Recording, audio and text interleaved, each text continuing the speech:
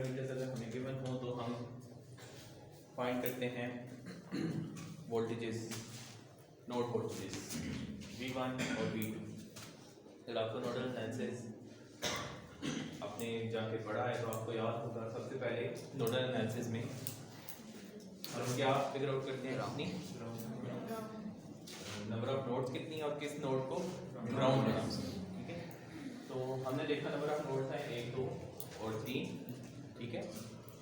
इस नोड को ग्राउंड क्यों कहा हमने, क्योंकि इसके ऊपर मैक्सिमम नोड्स भी कनेक्टेड हैं, और दूसरा जो मैंने आपको बताया था कि नंबर ऑफ सोर्सेज देखा करें किस नोड पे सबसे ज़्यादा कनेक्टेड, वो भी यही नोड बन रही है। 2 करंट सोर्सेज हैं, दोनों इस नोड पे कनेक्टेड हैं, तो हमने इसको रेफरेंस नोड बना। अब with respect to this node, reference node का जो पोटेंशियल होता है वो 0 होता है। 2 ऐसी और नोड्स हैं जिनका वोल्टेज अननोन, जिनका पोटेंशियल अननोन है। वो एक बनती है V1, एक बनती है V2। इस नोड को देख के आप बता सकते हैं कि V1 का पोटेंशियल कितना है, नहीं। अगर ये सोर्स 12 वोल्ट का सोर्स होता तो आप कहते हाँ ये V1 12 volt, with respect to ground V1 12 volt है, अगर ये 12 वोल्ट का सोर्स होता, लेकिन फिलहाल ऐसा नहीं।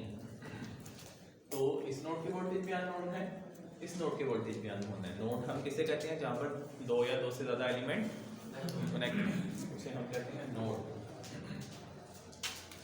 तो V1 की इक्वेशन क्या बनेगी using nodal analysis. Outgoing current है बीटा I नॉट। मैंने आपसे क्या कहा था, नॉर्मली हम नोडल एनालिसिस में सारे करंट आउटगोइंग लेंगे, लेकिन अगर सोर्सेज कनेक्ट हैं और नज़र आ रहा है कि सोर्स में करंट की डायरेक्शन क्या है, तो अगर वो इनकमिंग है तो उसको हम नेगेटिव ले लेंगे।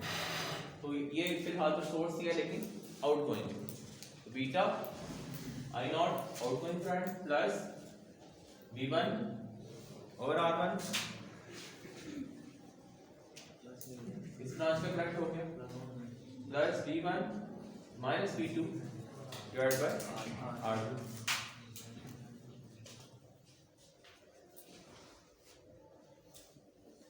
equal to 0, बीटा इज 2 और ये हो गया 2I not plus R1 is 12 kilo ohm, V1 minus V2 divide by R2 is 6 kilo ohm, 0। Equation को अगर आप मल्टीप्लाई करते हैं 12A से तो क्या आ जाएगा, 24A I naught plus V1 plus 2V1 minus 2V2 is equal to 0। तो क्या बन जाएगा, 3V1 minus 2V2 is equal to minus 24A I, ठीक है। इसी तरह V2 की इक्वेशन क्या होगी, V2 minus V1 over R2, V2 minus V1 over R2। हम एज्यूम करते हैं सारे current outgoing, V2 over R3 plus V2 over R3, V2 minus 0 over R3 एक ही बात, ठीक है। रेफरेंस नोड का पोटेंशियल 0 तो माइनस I, क्योंकि इनकमिंग है और करंट सोर्स है तो हमने लिख दिया minus IA is equal to 0। तो R2 की वैल्यू क्या है 6K, R3 is 3K minus 2 milliampere,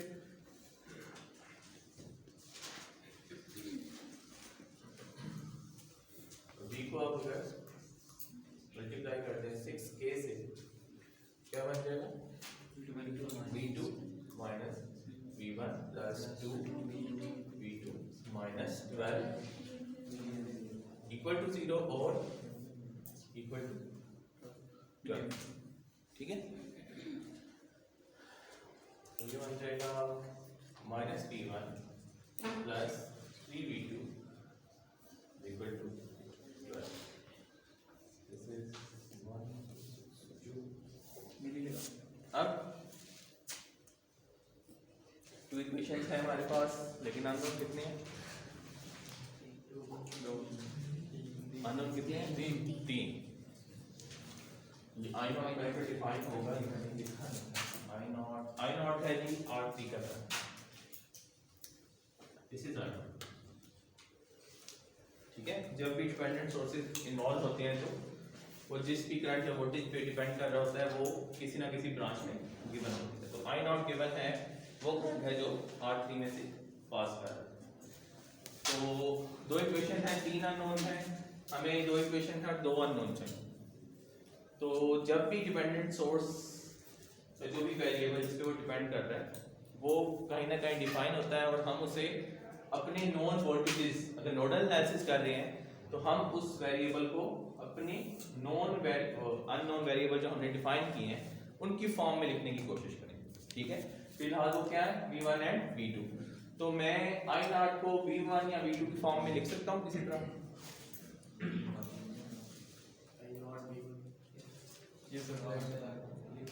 मैं लिख सकता हूँ I naught is equal to V2 over R। अब आई नॉट मेरे पास V2 की फॉर्म में आ गई, ठीक है। R3 इज 3 के।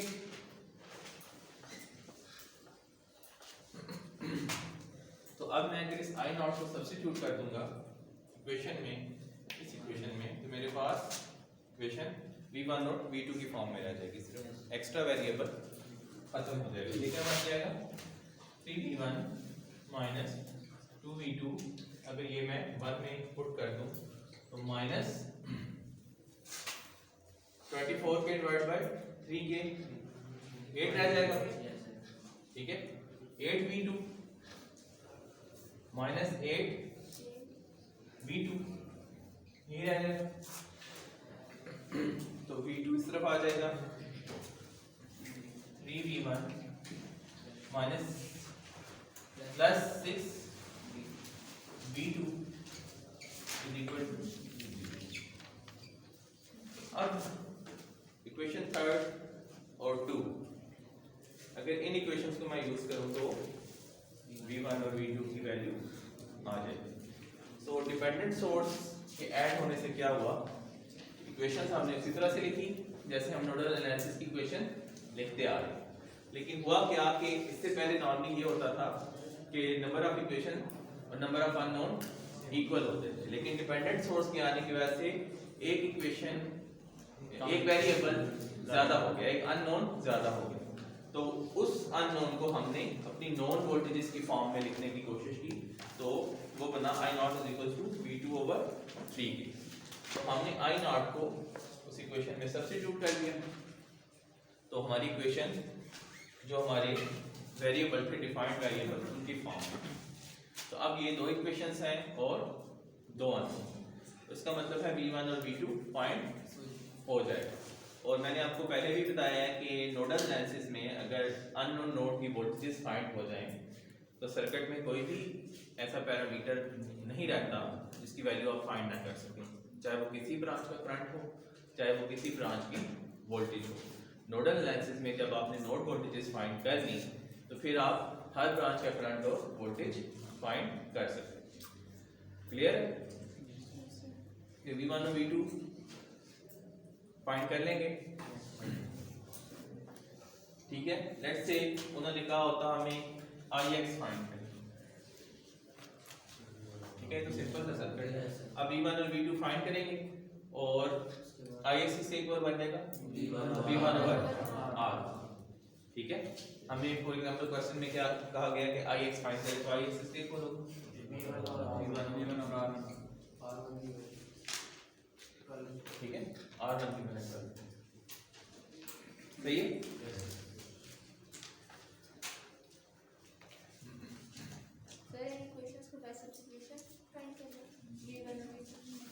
इक्वेशंस को हाँ आपकी मर्जी है, वैसे तो दो इक्वेशन बाय सब्स्टिट्यूशन ही कर लें तो ज़्यादा बेहतर है, लेकिन दो से ज़्यादा इक्वेशन हो जाए तो फिर आप मैट्रिक्स की फॉर्म में लिख दिया करें, या ग्रामर रूल या इनवर्स ऑफ मैट्रिक्स फाइंड करें।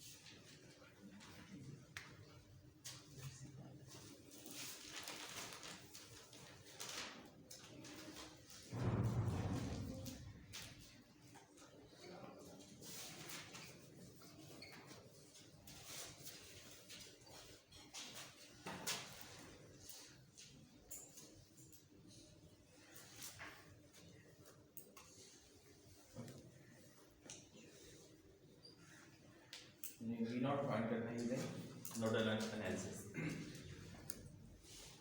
तो नोडल एनालिसिस का क्या तरीका है, सबसे पहले नंबर ऑफ नोड्स देख लें कितनी हैं, एक ये है, एक ये है, एक ये है और एक ये, ठीक है। तो रेफरेंस नोड किसको बनाए, जो सोर्स और जो मैक्सिमम ब्रांचेस जहाँ पर प्रिंट हैं उसको हम रेफरेंस नोड बनाएंगे, ठीक है। इसका मतलब ये नहीं है कि इसको हम रेफरेंस नोड नहीं बना सकते, ठीक है। इसको मैं रेफरेंस नोड बना के इसकी इक्वेशंस लिख सकता हूँ, आंसर वही आएगा जो इसको रेफरेंस नोड बना के आएगा, लेकिन अभी इसको मैं रेफरेंस नोड नहीं बना रहा, ठीक है। अभी आप सीख रहे हैं, जब आपकी प्रैक्टिस हो जाएगी तो फिर हम किसी भी नोड को रेफरेंस नोड बना के उसकी इक्वेशन लिख लें, ठीक है। अब ये बन गई रेफरेंस नोड। अब देखना है कि कितनी ऐसी नोड्स हैं जिनके वोल्टेजेस हमें नोन है, तो इसके वोल्टेज हमें नहीं पता, इसके वोल्टेज भी नहीं पता, इसके वोल्टेज भी नहीं पता, क्योंकि सर्किट में कोई वोल्टेज सोर्स ही नहीं है, सर्किट में करंट सोर्स, ठीक है। तो हम इनको डिफाइन कर लेते हैं V1, V2 एंड V3, ठीक है। फाइंड हमने क्या करना है, V0। तो V1 की इक्वेशन क्या बन जाएगी, -2i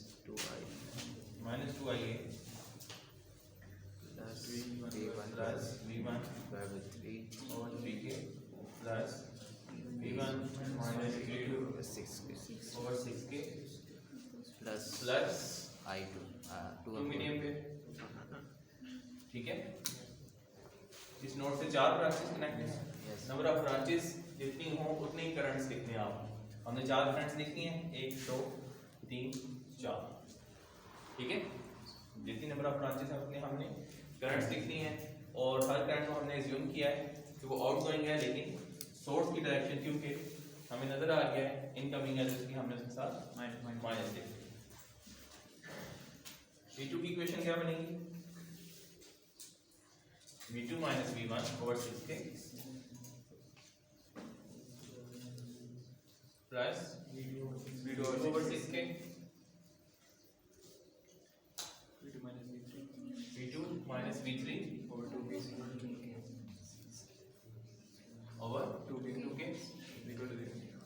इक्वल टू 0। 3 ब्रांचेस हैं इस नोड के साथ कनेक्ट, 1 2 3 करंट्स लिख लिए हमने, ठीक है। V3 पे आते हैं, V3 minus V2 over 2K plus V3 over 1K minus 2 मिली। इस नोड के साथ 3 ब्रांचेस कनेक्ट हैं, 1 2 और 3, तीनों के करंट्स हमने डिफाइन कर, ठीक है। अब ये 3 इक्वेशंस हैं और अननोन कितने,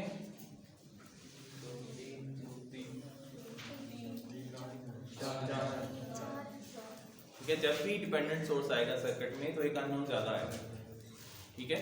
तो हमेशा आपने क्या करना है, उस अननोन को अपनी जो वोल्टेजेस वेरिएबल्स हैं उनकी नोडल एनालिसिस उनकी फॉर्म में लिख लेना, ठीक है। तो आईए की डायरेक्शन भी डिफाइन है और ब्रांच भी डिफाइन है। तो क्या मैं लिख सकता हूँ कि IA इक्वल है V2 minus V3 over 2K, ठीक है। अब ये चीज बहुत इंपॉर्टेंट है, कुछ लोग ऐसे भी लिखते हैं IA इसके इक्वल है, IA इसके इक्वल नहीं है, ठीक है।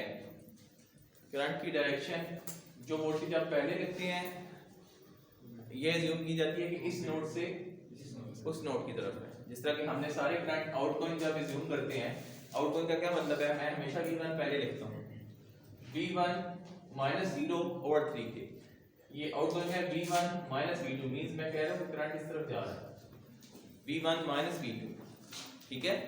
जब मैं कहूंगा कि इनकमिंग करंट है, मैं कहूंगा V2 माइनस V1, ठीक है। इस चीज का ख्याल रखना है, जब IA की डायरेक्शन गिवन है तो आप लिखेंगे V2 minus V3 over 2K, क्योंकि ये V2 से V3 की तरफ जा रहा है, ठीक है। तो ये भी ठीक है, लेकिन अगर आप यहाँ पर नेगेटिव साइन है तो अब ये भी ठीक है, सही है। अब ये देखो वही बन जाएगा V2 minus V3 over 2K। तो IA डिफाइन कर दिया। अब हमें नजर आ रहा है कि IA अगर हम सब्स्टिट्यूट करेंगे तो इक्वेशन में जो एक्स्ट्रा वेरिएबल आ रहा था ये V2 और V3 की फॉर्म में आ जाए, ठीक है। V2 और V3 की फॉर्म में आने का मतलब है कि हमारे पास 3 इक्वेशंस, 3 वेरिएबल और 3 अननोन रहेंगे, ठीक है। और ये सिंपलीफाई कैसे करना है आपको पता है, इसको आप 2K से मल्टीप्लाई कर दें, इसको 6K से करते हैं, ये तो वैसे मैथमेटिक्स की चीजें। तो इक्वेशन आपकी ऐसी फॉर्म में आ जाएगी कि जो रीडेबल होगी, ठीक है, आसानी से आप उसको सॉल्व कर सकते हैं, फ्रैक्शन खत्म हो जाएगी बेसिकली, ठीक है।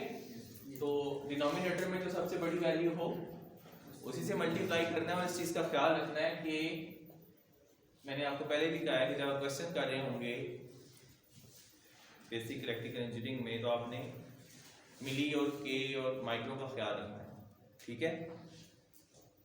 2K को 2 नहीं लिखना, 2 मिली को 2 नहीं लिखना, मिली है तो मिली लिखें, के है तो के लिखें, कितने मिली सेकंड आप बचा लेंगे के ना लिख के, ठीक है।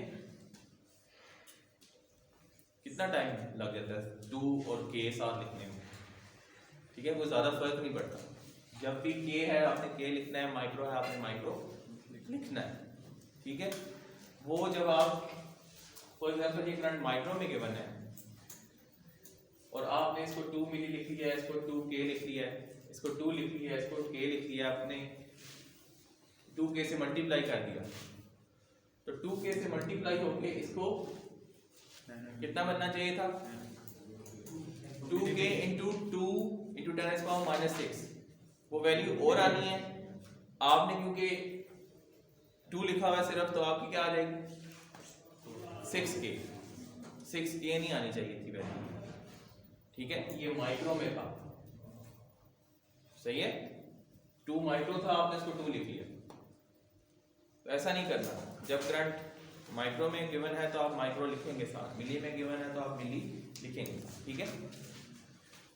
तो अब अगर इसको मैं फर्स्ट इक्वेशन में सब्स्टिट्यूट कर दूं तो फर्स्ट इक्वेशन क्या बन जाएगी, -2 into V2 minus V3 over 2k plus V1 over 3k plus V1 minus V2 over 6k is equal to minus 2 milliampere. Equation को अगर मैं 6k से मल्टीप्लाई कर दूं तो क्या हो जाएगा माइनस 12 V2 प्लस 12 V3, ठीक है।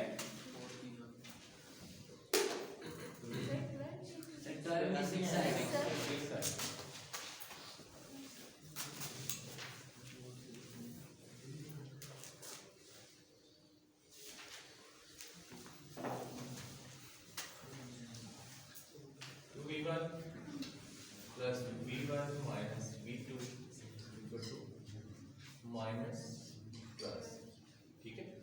ये बन गया V1 minus 7 V2 plus 6 V3 equal to minus 12। इसी तरह सेकंड इक्वेशन को अगर आप 6k से मल्टीप्लाई करते हैं तो क्या आ जाएगा V2 minus V1 plus V2 plus 3V2 minus 3V3 equal to 0।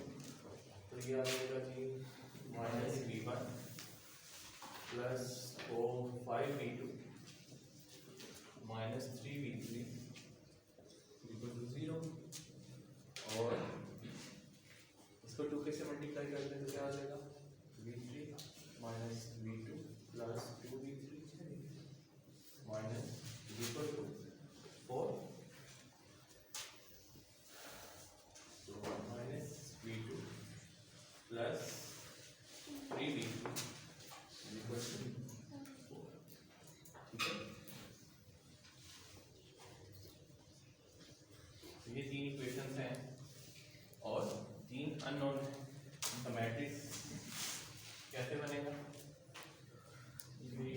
Minus 7 6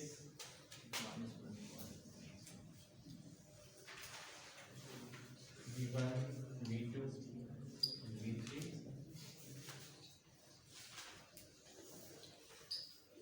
minus 12 minus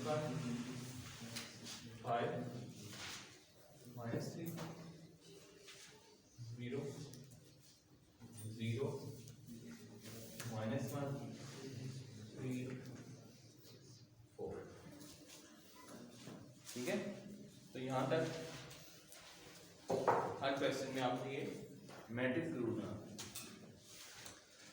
इसके बाद चाहे आप सब्स्टिट्यूशन मेथड करें, जो मर्जी मेथड करें, मैट्रिक्स तक आपने जरूर सॉल्व करना, ठीक है। तो अब हमारे पास इससे V1 V2 V3 आ जाएंगे और हमें पता है कि V0 is actually equal to V3। तो जो V3 आएगा वही एक्चुअली V0, क्योंकि V0 कौन से वोल्टेज हैं, voltage of this node with respect to ground, और V3 भी voltage of this node with respect to ground. तो यूँ भी हो सकता था कि आप V3 को अलग से डिफाइन ना करते, बल्कि यहाँ पर V0 ही यूज कर लेते, V2 माइनस V0, ठीक है। तो भी ठीक है। कोई क्वेश्चन? सही है। जो इक्वेशन नंबर 1 है इसमें -12 के साथ एम्पेयर लगाएंगे। देखिए -12 के साथ जब मिली एम्पेयर है तो आपने कोशिश करनी है कि मतलब प्रीफिक्सेस हैं 12 वगैरह कह रहा है तो फिर जरूरत नहीं है आपको एम्पेयर के साथ यूनिट वोल्ट और ए लिखने की जरूरत नहीं है, ठीक है। वो मुझे पता है कौन ये वोल्टेजेस हैं और ये करंट्स हैं, ठीक है। मैं आपको प्रीफिक्सेस की बात कर रहा हूँ। करंट मिली में है तो मिली 10⁻³ जरूर होना चाहिए, माइक्रो है 10⁻6 जरूर होना चाहिए, ठीक है। और कोई क्वेश्चन?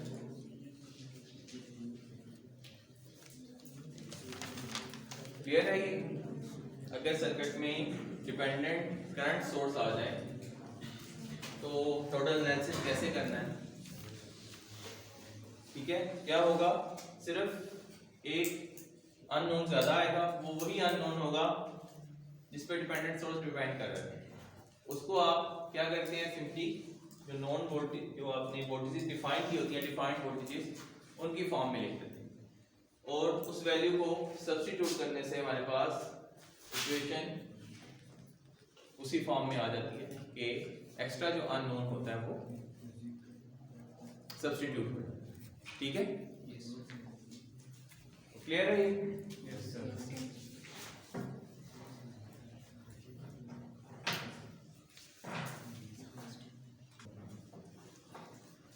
सेकंड है, इसमें आप देख सकते हैं सिर्फ इंडिपेंडेंट वोल्टेज सोर्सेज। ठीक है, तो अगर सिर्फ इंडिपेंडेंट वोल्टेज सोर्सेज हो सर्किट में तो क्या चेंज आता है नोडल एनालिसिस में। ठीक है,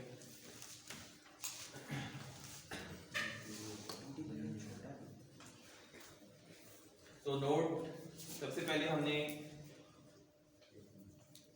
लेट्स से आई एक्सपांड, ठीक है, हमने आई एक्सपांड कर दिया। तो उसके लिए यूजिंग नोडल एनालिसिस सबसे पहले हम नंबर ऑफ नोड्स काउंट कर लेते हैं। कौन सी है, 1 2 3 और 4। रेफरेंस नोड इसको बनाएं जिसमें सबसे ज्यादा ब्रांचेस कनेक्ट है और वो दोनों सोर्सेज, ठीक है, दोनों कंडीशन सेटिस्फाई है। ठीक है, इसको हमने बना लिया रेफरेंस नोड। और बाकी देखते हैं कि जो नोड्स रह गई हैं उनके वोल्टेजेस हमें पता है या वो अननोन। तो बताएं, इस नोड के वोल्टेज हमें पता है कितने हैं, 12 वोल्ट्स। हमें फाइंड करने की जरूरत नहीं। इस नोड के वोल्टेज पता है, इसको V1 है। इस नोड के वोल्टेज पता है 6 है, -6 विद रिस्पेक्ट टू ग्राउंड। इस नोड के वोल्टेज कितने हैं, -6। ठीक है, ये 12 वोल्ट्स हैं, ये माइनस, पोलैरिटी चेक कर लें आप दोनों सोर्सेज। ठीक है, क्लियर है? तो इंडिपेंडेंट वोल्टेज सोर्सेज आने से क्या होता है कि नंबर ऑफ अननोन नोड जो है वो कम हो जाती है। अगर हम रेफरेंस ऐसे पॉइंट को ले लेते हैं जिसमें सोर्सेज ज्यादा कनेक्ट हों, तो एक्चुअली हम करते क्या है कि हम मैक्सिमम नोड्स ऐसी सिलेक्ट कर लेते हैं जिनके वोल्टेजेस हमें नोन हो। ठीक है, और सिर्फ एक ऐसी नोड रह गया जिसके वोल्टेज अननोन। तो ये रेफरेंस पॉइंट से भी बहुत फर्क पड़ता है। यही रेफरेंस पॉइंट अगर मैं इस नोड को चुन लूं कि मैक्सिमम नंबर ऑफ ब्रांचेस यहाँ पर कनेक्टेड हैं, तो क्या होना था, फॉर एग्जांपल अभी मैं इसको सॉल्व नहीं करूंगा, या चलिए सिर्फ इक्वेशन लिख दूंगा, उसको आप जाके सोचिएगा कि ये कैसे लिखी है। ठीक है, फिलहाल तो इस ग्राउंड से करते हैं, इसके बाद मैं इसको इस नोड को ग्राउंड लेके इक्वेशन लिखूंगा, तो आप देखिएगा चेंज क्या। सही, आंसर दोनों से सेम है। तो नोड हमने डिफाइन कर ली। अब जिनके वोल्टेजेस नोन है उसको तो हमें लिखने की जरूरत नहीं है, वो तो हमें पता है। तो सिर्फ अननोन कौन सी है, V1 की क्वेश्चन लिखते हैं। V1 की क्वेश्चन क्या बनेगी, V1 माइनस 12 60 ओवर 12 के plus V1 over 60 plus V1 minus 6। ठीक है, इस नोड के वोल्टेज 6 नहीं है, minus 6 divide by 12 is equal to 12 से मल्टीप्लाई करते हैं V1 minus 12 plus V1 plus V1 plus 6 0 और 4V1 is equal to 12 minus 6, V1 is equal to 6 by 4। ठीक है, अब V1 हमारे पास आ गया। इस Ix के लिए हमें को सॉल्व करने की जरूरत नहीं थी। इसको क्या है, चलिए इसको आइए कह रहे हैं, इसको आइए एक्स रहने दें। ऐसे हमें आइए फाइंड करना। इस आई एक्स को अगर फाइंड करना था तो मुझे इस नोड को फाइंड करने की जरूरत नहीं है। क्यों? इससे कनेक्टेड दोनों नोड की वोल्टेजेस मुझे नोन, मैं आराम से लिखूंगा 12 minus minus 6 divide by 9 I x आ जाएगा। ठीक है, आई अगर मैंने फाइंड करना है तो मुझे v1 को सॉल्व करना चाहिए, तो इसलिए मैंने चेंज किया। हमने for example I A find किया, सही है। इस केस में तो हमें कुछ भी एनालिसिस करने की जरूरत नहीं है, हमें नजर आ रहा है इस नोड के वोल्टेज भी पता है, इस नोड के वोल्टेज भी पता है, यानी कि इसका वोल्टेज ड्रॉप पता है हमें। तो अगर इसका वोल्टेज ड्रॉप पता है तो पीछे रह गया क्या, रेजिस्टेंस भी पता है, वोल्टेज ड्रॉप भी पता है, तो I is equal to 12 minus minus 6 divide by 9। ठीक है सर ये प्लस नहीं होगा, नेगेटिव पॉजिटिव नेगेटिव से कनेक्टेड 12 माइनस 6 नहीं आएगा ये। यस सर, अगर सोर्स देखें हम नेगेटिव पॉजिटिव से कनेक्टेड है, ये इस तरह होता है, हम ऐड नहीं करते दोनों को, हम ऐड करते हैं अगर सोर्सेज सीरीज में हो। ठीक है, मैंने आपको याद रखें कहा था कि वोल्टेज सोर्सेज ऐड होते हैं अगर वो सीरीज में हो, करंट सोर्सेज भी ऐड होते हैं अगर वो पैरेलल में हो, अदरवाइज हमने ऐड नहीं करते। ये सिंपली आउटर लूप पे आप केवीएल लगाएं तो आपको आंसर मिल जाएगा। -12 प्लस v9 के -6 is equal to 0। -12 plus v9 के -6 इज इक्वल टू 0। v9 के क्या है 12 माइनस सॉरी 12 प्लस कितने मान ली 8। ठीक है, तो हमने क्या कहा था 12 माइनस माइनस 6, हमने ये ड्रॉप लिया ना, हमने v9 को क्या किया 12 माइनस माइनस 6 तो कितना बनता है 18। तो आप केवीएल से उसको प्रूव करते हैं। ठीक है, केवीएल तो हमने भी पढ़ा हुआ है। केवीएल में यही होता था कि सिर्फ एक एलिमेंट के वोल्टेज अननोन होते थे क्लोज पाथ में, बाकी सारे नोन होते थे। तो ये वही केस बन रहा है ना आउटर लूप का, ये भी नोन है, ये भी नोन है, ये अननोन है। तो देखिए क्या बात है 18। तो ये जो बेसिकली हम लिखते हैं ना v1 -12 इसके ब्रैकेट में केवीएल। ठीक है, ये हम केवीएल से लिखते हैं v1 -12, इसका वोल्टेज क्या है ये हम यूजिंग केवीएल। ठीक है, क्लियर है? ये याद करने का तरीका है बस कि दो नोड्स का डिफरेंस ले लें, v1 minus this node this voltage minus this voltage, ये याद करने का तरीका है। लेकिन आपको पता होना चाहिए कि हमने लिखा कैसे है, इसके पीछे केवीएल, ये यूजिंग केवीएल लिखते हैं v9 के इक्वल टू 18। ठीक है,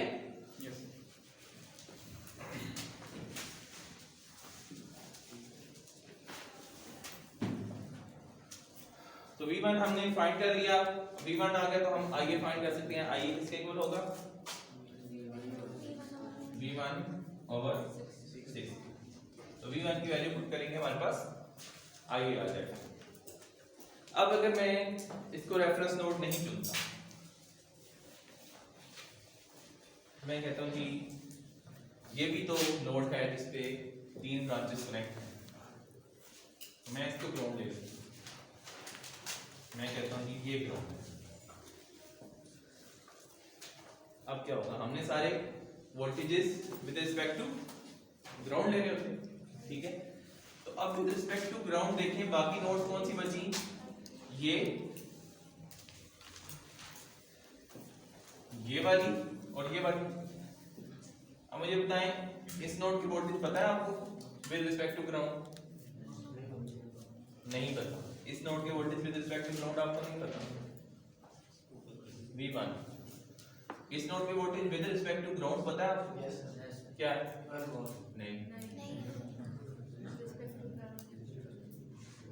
अगर ग्राउंड यहाँ था तो ये 12 वोल्ट है, अब ग्राउंड यहाँ पे है, अब इस नोड की क्या वोल्टेज है आपको नहीं पता। ठीक है, इसी तरह इसके भी नहीं पता। अगर ग्राउंड यहाँ था तो ये -6, क्यों? हमेशा सोर्स का एक एंड ग्राउंड के साथ कनेक्ट होना चाहिए। अब इस केस में सोर्स का कोई एंड ग्राउंड के साथ कनेक्ट नहीं है, तो आपको नहीं पता यहाँ पर कितने volt.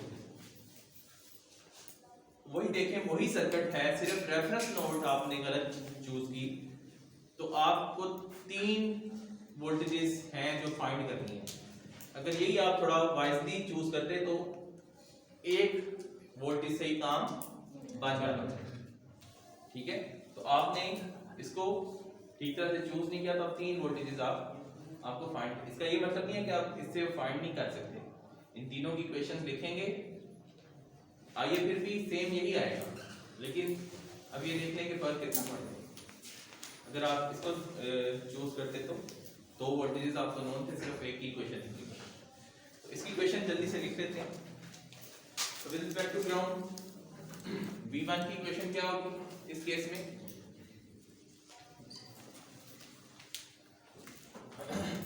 V1 over 6K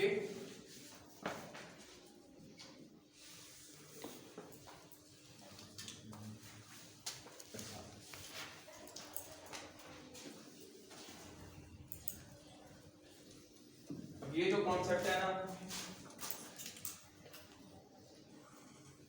2 nodes के दरमियान में अगर सोर्स आ जाए, वोल्टेज सोर्स, जिस तरह कि यहां भी आ रहा है, अब इसकी इक्वेशन तो मैं लिख दूंगा, लेकिन जब ये टॉपिक आएगा तो फिर हम इसको डिफाइन करेंगे। नॉर्मली हम करते हैं ये हैं ऐसी नोड्स को हम सुपर नोड्स कहते हैं। सुपर नोड हम अलग से डिस्कस करेंगे, वो तो इत्तेफाकन मैंने ग्राउंड चूज कर दिया तो ये सुपर नोड्स बन गई। ऐसी नोड्स जिनके दरमियान में वोल्टेज सोर्स आ जाए, इंडिपेंडेंट वोल्टेज सोर्स हो या डिपेंडेंट वोल्टेज सोर्स हो, उनको हम सुपर नोड्स कहते हैं। उनकी इक्वेशन लिखने का तरीका थोड़ा सा चेंज है। ठीक है, तो लिख दूं या सुपर नोड में करेंगे? सुपर नोड में। ठीक है, सुपर नोड में करेंगे। वैसे आने को भी आज कर दें, लेकिन मैं सिर्फ लिख देता हूं, आप इसको देख लीजिए। V1, अब मुझे सिर्फ V1 की इक्वेशन नहीं लिखनी। अब हमेशा सोर्स जब जिन 2 नोड्स के दरमियान में हो, उन दोनों की इक्वेशन इकट्ठी लिखते हैं। अब मुझे V1 और V2 की इक्वेशन इकट्ठी लिखनी पड़ेगी। ठीक है, हमेशा जब सुपर नोड आएगी तो आपको जिन नोड में वो वोल्टेज सोर्स कनेक्ट है, दोनों की इक्वेशन इकट्ठी लिखनी पड़ेगी। तो अब मैं लिख दिया V1 और 6K। नहायती एक्सट्रीम केस सुपर नोड का बना हुआ है, इसके साथ दोनों जो नोड्स कनेक्ट हैं वो सुपर नोड है। ठीक है, तो मुझे V3 की इक्वेशन भी साथ लिखनी पड़ेगी। ठीक है, आसान। ठीक है, सुपर नोड में इसको डिस्कस करेंगे। मैं सिर्फ इक्वेशन लिख रहा हूँ, आप ज्यादा सोचिएगा नहीं। अभी इसको कर लें, प्लस V2 और V3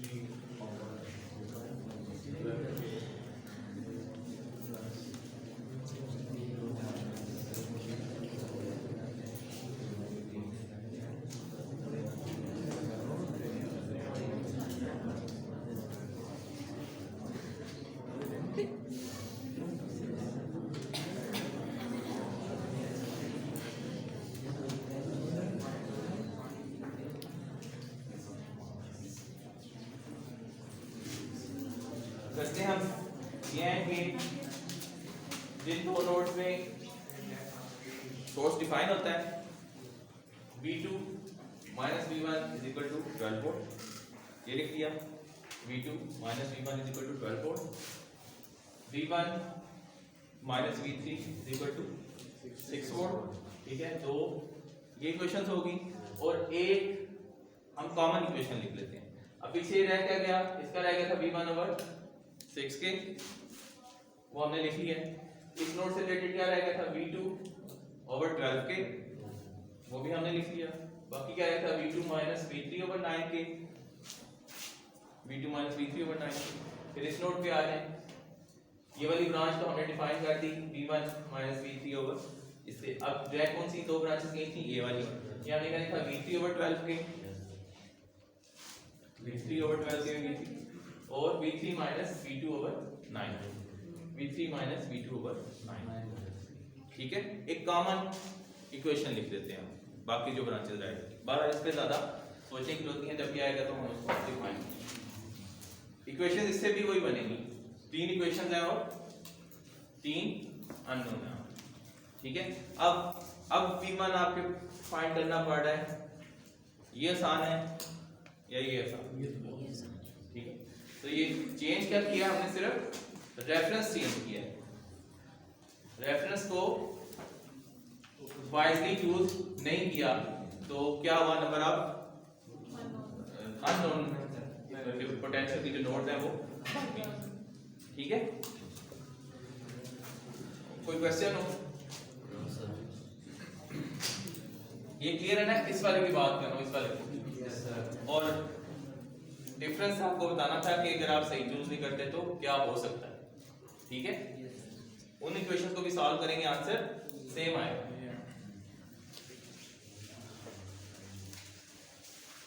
ठीक है, अप्लाई कर रहे होते हैं, अगर आप नोडल एनालिसिस अप्लाई करते हैं तो वो ज्यादा आसानी से सॉल्व हो जाएगा।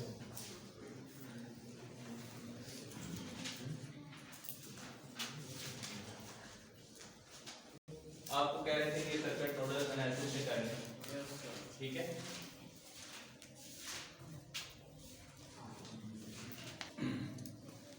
अब बताएं इसमें number of nodes V0 find करना है आपने यूजिंग नोडल एनालिसिस,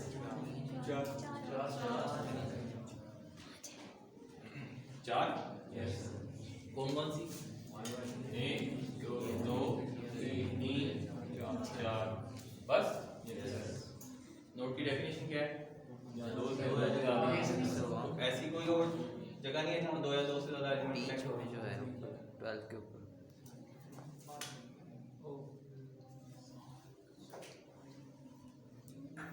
ठीक है, ये भी नोड है, 2 या 2 से ज्यादा एलिमेंट जहाँ कनेक्ट हो रही है उसका हम नोड है, तो ये भी नोड ही है, सही। तो V0 फाइंड करना है आपने,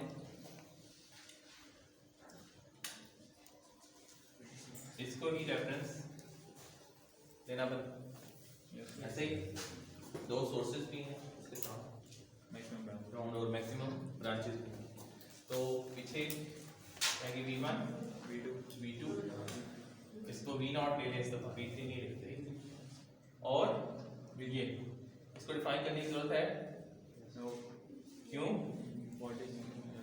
विद रिस्पेक्ट टू ग्राउंड इसके वोल्टेज हमें पता है कितने हैं, 12, तो इसको डिफाइन करने की जरूरत नहीं है, ये 12 वोल्ट्स हैं हमें पता है, ठीक है।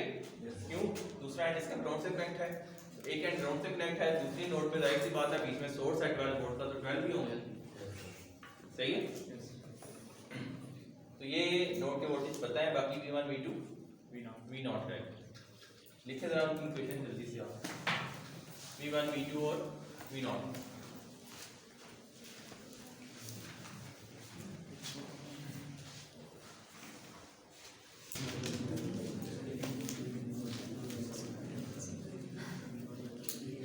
जी लिखिए,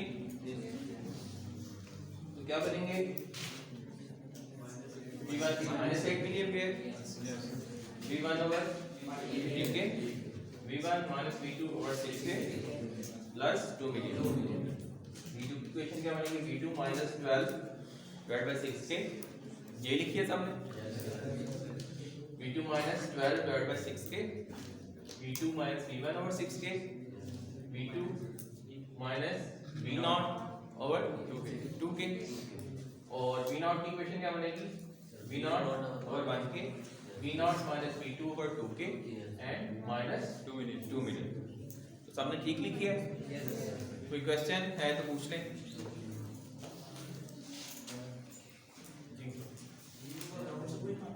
इसका V2 का ग्राउंड से कोई ताल्लुक नहीं, ग्राउंड के साथ तो सोर्स कनेक्ट है, और इस नोड के वोल्टेज आपको पता है 12, तो ब्रांच को एक ही बात है, लेकिन 6K और 12 सीरीज में, 6K और 12 वोल्ट सोर्स सीरीज में है, मींस करंट दोनों में सेम होगा, ठीक है, तो वो करंट क्या है V2 माइनस 12/6।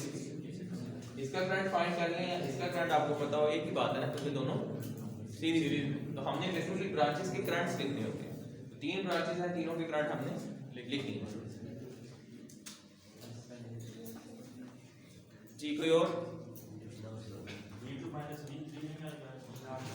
V2 माइनस, देखें ये लास्ट टाइम हमने इसको V3 कह दिया था, वो तरीका भी ठीक है, लेकिन ऑलरेडी V0 एक अननोन ही है ना, तो इस फॉर्म में लिख लें या V3 आप खुद से डिफाइन करके लिख लें और आखिर में कह दें कि V3 V0, एक ही बात, ठीक है जी। कोई और? ये इक्वेशंस क्लियर है सबको जी? V0 की इक्वेशन लिख लेता हूँ, ये बिल्कुल वैसी होगी जैसे V3 की इक्वेशन थी लास्ट टाइम। तो V0 की इक्वेशन क्या बनेगी? V0 minus V2 over 2k plus V0 over 1k plus V0 minus 2k is equal to 0। सही है, ठीक है, ये बनेगी इक्वेशन V0।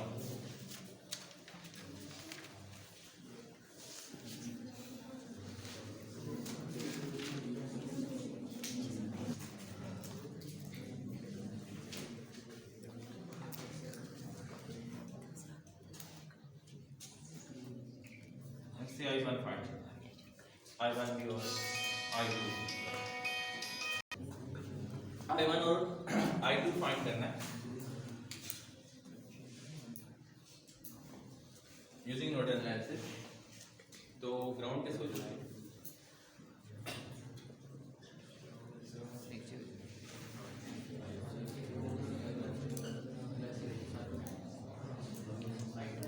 फॉर एग्जांपल आप इसको ग्राउंड चूज करते हैं, तो बाकी नोड्स कौन सी रहेंगी? ये V1 V2। अब ये केस जो बन गया है कौन सा? सुपर नोड का। ये सुपर नोड का केस बन गया, क्यों? क्योंकि दो नोड के दरमियान में वोल्टेज सोर्स कनेक्टेड है। तो ऐसे ही नोड को हम जिसमें वोल्टेज सोर्स कनेक्ट हो सुपर नोड कहते हैं। तो सुपर नोड लिखने का तरीका, इक्वेशन लिखने का तरीका क्या है कि सबसे पहले उन नोड्स की इक्वेशन लिखते हैं। क्या होगी? V1 minus V2 is equal to 6 volt, और ये इक्वेशन यूजिंग KVL लिखी जाती है, ठीक है? Yes. V1 minus V2 equals to, ये चीज मैं पहले भी आपको एक्सप्लेन कर चुका हूं, लेकिन वो क्रॉस रेजिस्टर होती थी, ठीक है? क्या है? ग्राउंड है, मींस हर node voltage with respect to ground define है। तो अगर आप इसको एक क्लोज लूप लें तो ग्राउंड से इस नोड तक की वोल्टेज V1 है, V1 से V2 तक की वोल्टेज 6 वोल्ट है, और फिर V2 से ग्राउंड तक की वोल्टेज, इस नोड से ग्राउंड तक की वोल्टेज V2 है। तो अगर इसको आप क्लोज लूप कंसीडर करें तो इक्वेशन क्या बनती है? -V1 plus 6 plus V2 is equal to 0। तो यहां से आता है V1 minus V2 is equal to 6, ठीक है? तो सुपर नोड में जो वोल्टेज सोर्स वाली ब्रांच को डिफाइन करने के लिए इक्वेशन लिखी जाती है वो यूजिंग KVL लिखी जाती है, ठीक है? एक इक्वेशन ये होगी। दूसरी इक्वेशन कौन सी होगी? जो नोड्स हैं, इस सोर्स के अलावा जो बाकी ब्रांचेस हैं उनके आपने करंट्स लिखने हैं, ठीक है, यूजिंग KCL। लेकिन होगा क्या कि कॉमन इक्वेशन लिखते हैं आप, V1 और V2 की कॉमन इक्वेशन, क्योंकि दोनों के दरमियान में सुपर सोर्स कनेक्टेड है।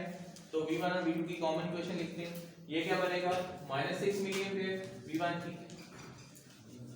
प्लस V1 ओवर 6k खत्म, और तो कोई ब्रांच नहीं। इससे आ जाए, इस तरफ आ जाए। V2 से रिलेटेड कितनी ब्रांचेस हैं सोर्स के अलावा? 2। V2 ओवर 12 के plus 4 million is equal to 0।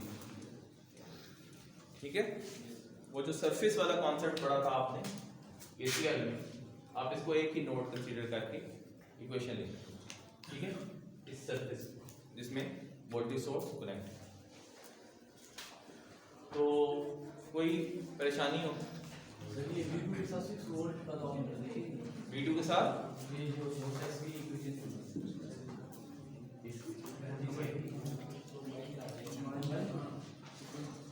देखिए, सुपर नोड में आपको यही समझा रहा हूँ कि जब भी दो वोल्टेजेस ऐसी जो अननोन हैं, जिन नोड की वोल्टेजेस अननोन हैं, उनके दरमियान में अगर वोल्टेज सोर्स आ जाए, ऐसी नोड को हम सुपर नोड कहते हैं। उसको लिखने का एक खास तरीका है। फर्स्ट इक्वेशन उसकी यूजिंग केवीएल लिखी जाती है, जो कहती है V1 - V2 is equal to 6 volt. दूसरी इक्वेशन दोनों नोड्स की कॉमन लिखी जाती है, जैसे ये लिखी हमने -6 million pair V1 over 6K plus V2 over 12K और प्लस 4। ये कॉमन इक्वेशन लिखी है V1 और V2। तो जहाँ भी सुपर नोड आएगा आपने यही काम करना है। अभी जो हमने केस पढ़ा था वो सुपर नोड का एक एक्सट्रीम केस था कि दो नोड्स पर सुपर नोड बन रहे हैं। ठीक है, वो इक्वेशन भी हमने लिखी थी, उसको भी कंपेयर करके देखिएगा। एक से ज़्यादा सुपर नोड बन रही हो तो अगर वो कॉमन है तो आप सबकी इक्वेशन कॉमन लिख देंगे, जैसे उस वाले केस में हमने किया। ठीक है, एक कॉमन इक्वेशन होगी और बाकी सोर्सेस को डिफाइन करने के लिए ये वाली इक्वेशन यूजिंग केवीएल। क्लियर है? अब ये क्या हुआ, दो इक्वेशंस और दो अननोन। एक इक्वेशन ये बन गई, एक इक्वेशन ये बन गई। इसको मल्टीप्लाई कर दें 12 पे से, क्या हो जाएगा? -17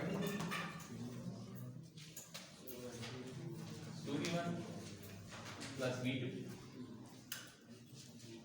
48 इज इक्वल टू 0। ठीक है, और 2v1 प्लस v2 is equal to 72 minus 48। तो एक इक्वेशन ये, एक इक्वेशन ये, v1 और v2 आ जाए। तो i1 किसके इक्वल हो जाएगा? v1 ओवर 6 के। i2 किसके इक्वल हो जाएगा? v2 over. ठीक है, क्लियर है?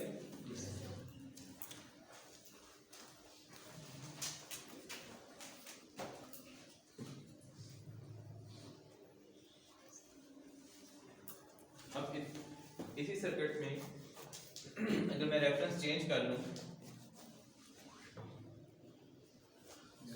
तो क्या होगा? आप सुपर नोड को अवॉइड कर सकते हैं। सुपर नोड को अवॉइड करने का क्या तरीका है? हम नहीं चाहते आप सुपर नोड की इक्वेशन लिखें, आप ग्राउंड चेंज कर दें।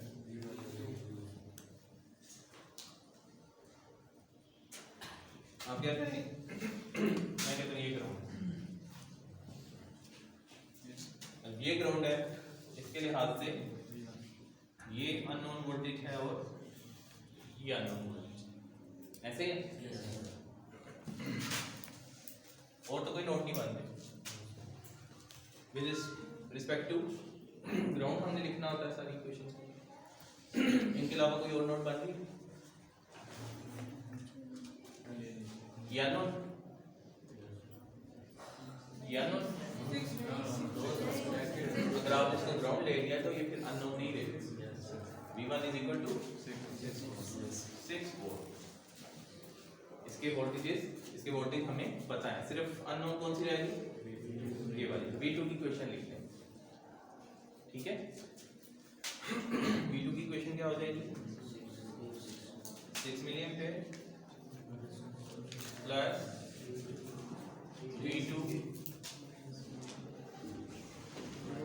V2 minus 6 divide bye 6K plus V2 over 12K minus 4 million पे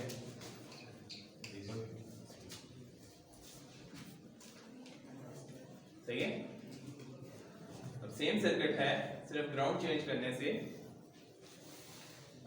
क्या हुआ कि आपकी एक ऐसी नोड रहेगी जिसकी वोल्टेज अननोन।